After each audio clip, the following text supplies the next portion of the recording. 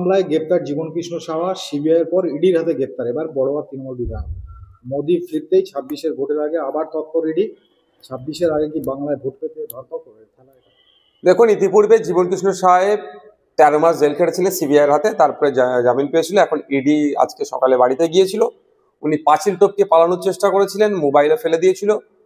পাঁচিলের হাইট উঁচু হওয়ার কারণে হয়তো উনি টপকাতে পারেননি, ওনাকে ধরেছে, গ্রেফতার করেছে। তো আমি দাবি তুলেছি একটা, যে আমাদের দাবি মানতে হবে, পাঁচিলের হাইট কমাতে হবে রাজ্য সরকারকে।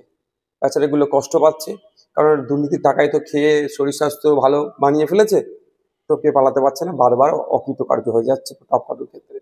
তো এখন ব্যাপারটা হচ্ছে, হঠাৎ এত তৎপর হয়ে উঠছে কেন ইডি বা কেন্দ্রীয় এজেন্সি? আমাদের একটা সন্দেহ হচ্ছে, নতুন করে বিজেমূলের বাইনারি তৈরি হচ্ছে না তো?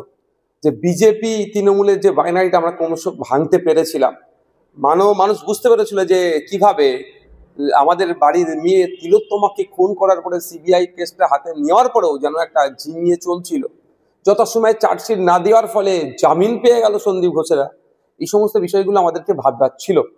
তো নতুন করে জীবনকৃষ্ণ সাহেবকে ধরাতে একদিকে যেমন পজিটিভ দিক, যারা দুর্নীতি করেছে দ্রুত ধরুক, সাথে সাথে আমাদের একটা, কারণ গোলপুরা গরু শ্রীগুন্দুরে মেঘ দেখলেই তো একটু আতঙ্কিত হয়।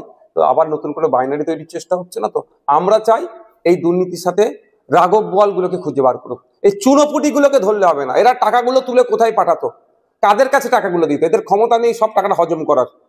যদি ক্ষমতা থাকতো সব টাকাটা হজম করার, তাহলে ওকে দ্বিতীয় ওকে অ্যারেস্ট হতে হতো না। কিন্তু যারা হজম করে নিল, যাদের কাছে এরা টাকাটা তুলে পাঠাতো, অর্থাৎ দুর্নীতি করতো, দুর্নীতির টাকাটা পাঠাতো, তাদেরকে খুঁজে বার করার। সেই রাঘব বোয়ালগুলোকে ধরা হোক, ধরে তাদেরকে জেলের মধ্যে রাখা হোক। শিক্ষা একটা পুরো প্রজন্মকে শেষ করে দিয়েছে দুর্নীতির কারণে। আজকে উচ্চশিক্ষায় শিক্ষিত হতে মানুষের অনীহা।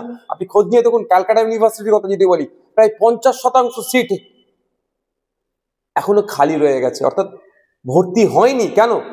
কারণটা কি? উচ্চশিক্ষায় শিক্ষিত হওয়ার যে প্রতি অনীহা। কারণ চাকরি নেই, চাকরি হলে আবার দুর্নীতি হবে। এটা বন্ধ হওয়া দরকার।